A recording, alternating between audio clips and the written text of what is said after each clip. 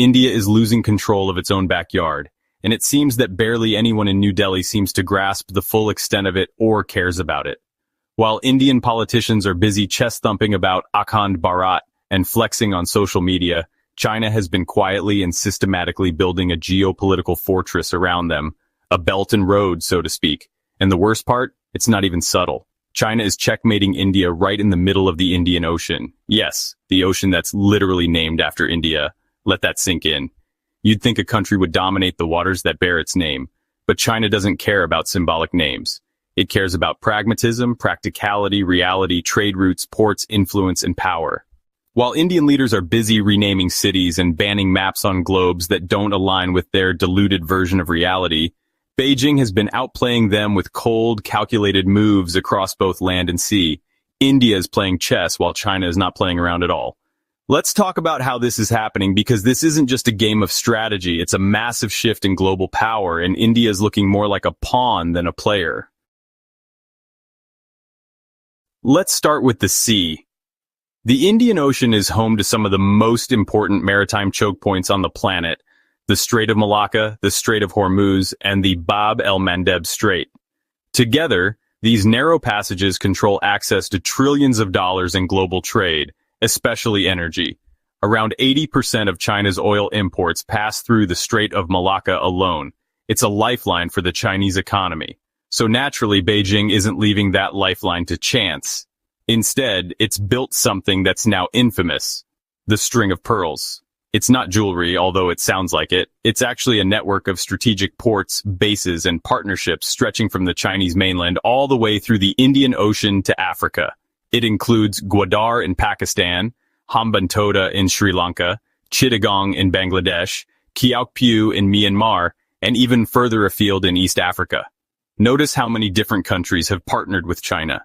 These are ports that China has either built, leased, or helped finance, often under the Belt and Road Initiative, or BRI.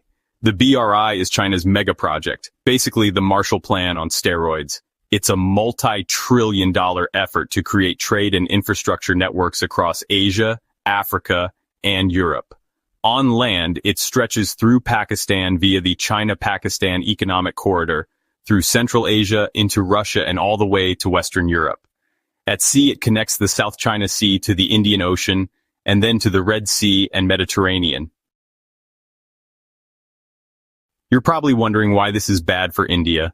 Geographically speaking, these investments are forming a pincer around India. On the west, there's Pakistan and the Arabian Sea.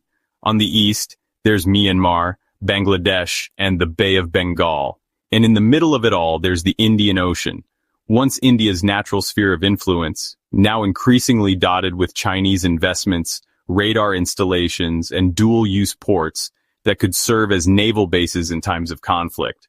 China doesn't even need to go to war to isolate India. It's already happening diplomatically.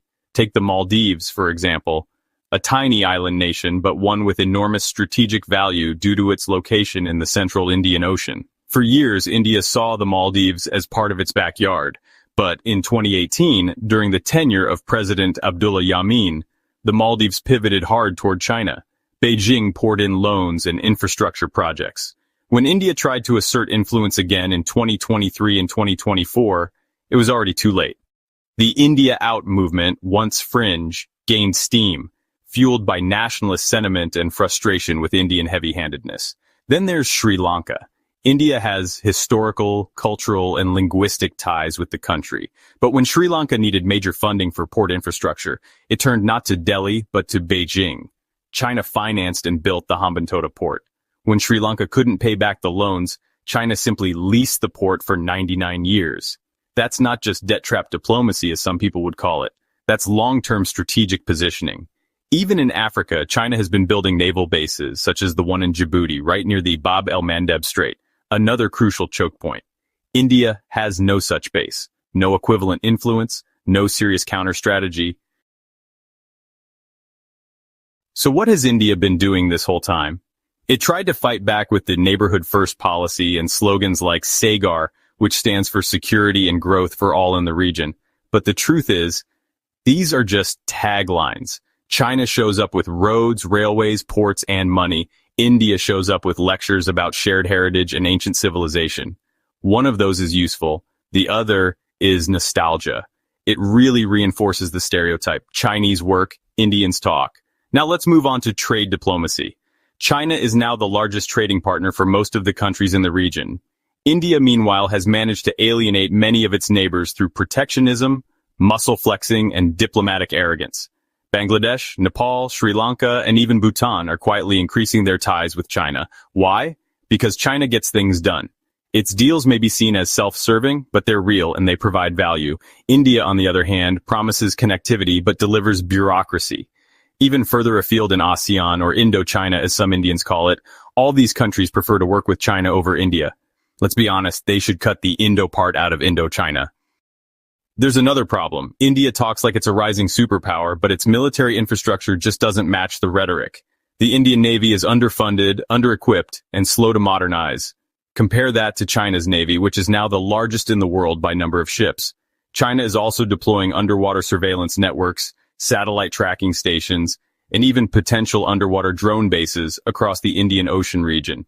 India's aircraft carriers are made up almost entirely of foreign parts. It's a logistical nightmare to repair or service, unlike its American or Chinese counterparts.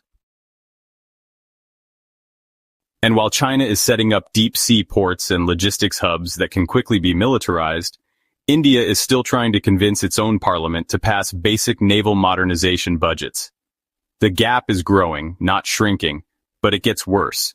The land game is just as devastating. The China-Pakistan economic corridor runs straight through Pakistan-occupied Kashmir, and India can't do anything about it.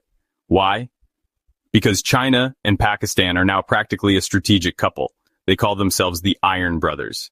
China provides Pakistan billions in loans, builds infrastructure, and provides military support.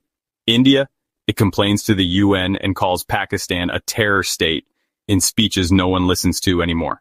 Actually, every time something bad happens, a disaster or attack of some sort, there will 100% be a member of the Indian government who finds a way to blame Pakistan. Anyway, the China-Pakistan corridor connects Western China to the Arabian Sea via Gwadar port. That's a direct route that bypasses Indian territory entirely. From there, China can ship goods and oil without worrying about the Strait of Malacca. It's strategic redundancy that cuts hundreds of kilometers of distance, and it's genius. India, meanwhile, has no such backup plan. Its only major trade routes still rely on fragile sea lanes that China is steadily dominating. Perhaps India misunderstood the economic corridor for the economic corridor. Meanwhile, in Central Asia, China is investing in pipelines, railways, and highways that go around India entirely. These projects connect directly to Iran, Turkey, and Europe, turning the entire Eurasian landmass into China's playground. India, which is not even a full member of key Chinese-led infrastructure banks like the AIIB, has been left watching from the sidelines. The diplomatic impact of all this? Isolation. Countries in Southeast Asia, Africa, and even Europe increasingly see China, not India, as the more reliable, more generous, and more competent partner. India's constant alignment with Western powers like the US doesn't help either, because as India tries to play both sides, bragging about BRICS while cozying up to Washington, it ends up looking indecisive and opportunistic. India is losing the geopolitical game in its own neighborhood. It's outgunned militarily, outspent economically, and outmaneuvered diplomatically. And the saddest part is, most Indians don't even realize it. The average Indian is distracted by nationalism, Bollywood, and cricket. The media feeds them stories about India becoming a $4 trillion economy while ignoring the fact that the ground beneath their feet is shrinking, strategically, diplomatically, globally. China doesn't need to invade India to win. It's already encircled. So while Indian politicians argue about ancient temples and historical wrongs, China is quietly shaping the future. One port, one road, one island at a time. If you found this breakdown eye-opening, do us a favor. Hit that subscribe button. We've got more hard truths coming your way.